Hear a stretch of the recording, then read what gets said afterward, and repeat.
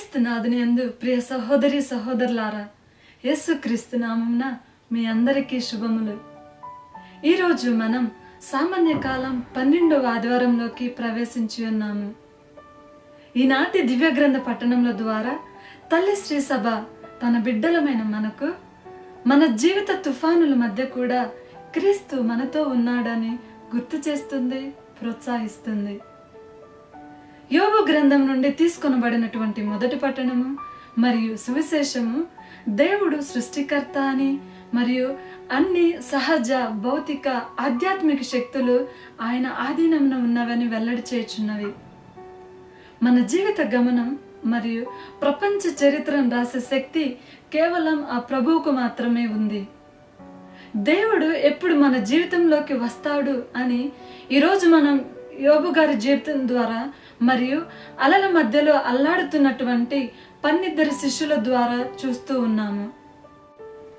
ఈరోజు సువిశేషం వెల్లడించే 2 ప్రధాన సత్యాలు ఉన్నాయి.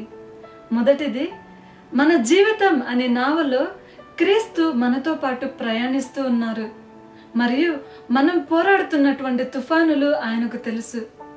కాబట్టి క్రీస్తుతో పాటు ప్రయాణిస్తూ ఆ తుఫానులో మునిగిపోవడం అసంభవం. రెండవది, మనం ఎంత అనుభవజ్ఞులమైనప్పటికీ మన తుఫానులను ఒంటరిగా ఎదుర్కోవడం అసాధ్యం. అందుకే క్రీస్తు యోహాను సువార్త 15వ అధ్యాయంలో ఈ విధంగా పలుకుతూ ఉన్నారు, నేను లేకుండా మీరు ఏమీ చేయజాలరు. తుఫానులు వివిధ రూపంలో రావచ్చు. అవి వివాహ సమస్యలు, పిల్లలు మంచిగా స్పందించకపోవడం, నిరుద్యోగము, ఆర్థిక సమస్యలు, అనారోగ్యాలు, మరెన్నో ఇక్కట్లు. కానీ ఇవి మనం ప్రతిరోజు ఎదుర్కొనవలసిన వాస్తవాలు, సవాళ్ళు. ప్రియ సోదరులారా, నిజమేమిటంటే మన జీవితాలు తుఫానులు, కష్టాల నుండి విముక్తి పొందుతాయని హామీ లేదు. కానీ శుభవార్త ఏమిటంటే మన ఇబ్బందులలో, కష్టాలలో కూడా క్రీస్తు మనతో ఉన్నాడు అని ఒక హామీ ఉంది. చివరిగా మనం కొనసాగించవలసిన 3 విషయాలు ఉన్నాయి. మొదటిది, భయంతో కూర్చోవడం, మన జీవిత స్థితిగతులను గురించి ఫిర్యాదు చేయడం మానివేసి ఆ ప్రభువును మన జీవితంలోకి ఆహ్వానించుదాం.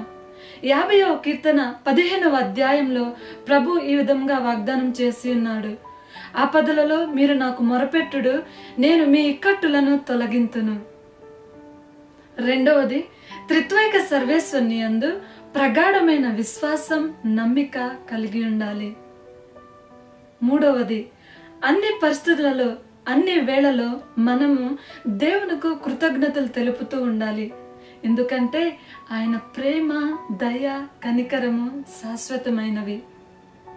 2025 జూబిలీ వేడుకలకు నిరీక్షణ యాత్రికులుగా ప్రయాణించమని మన తల్లి శ్రీసభ మనకు పిలుపునిస్తోంది. కాబట్టి కష్టాల కడలలో నిరుత్సాహపడక ధైర్యంతో ముందుకు సాగుదాం. దేవుడు మనందరినీ దీవించునుగాక.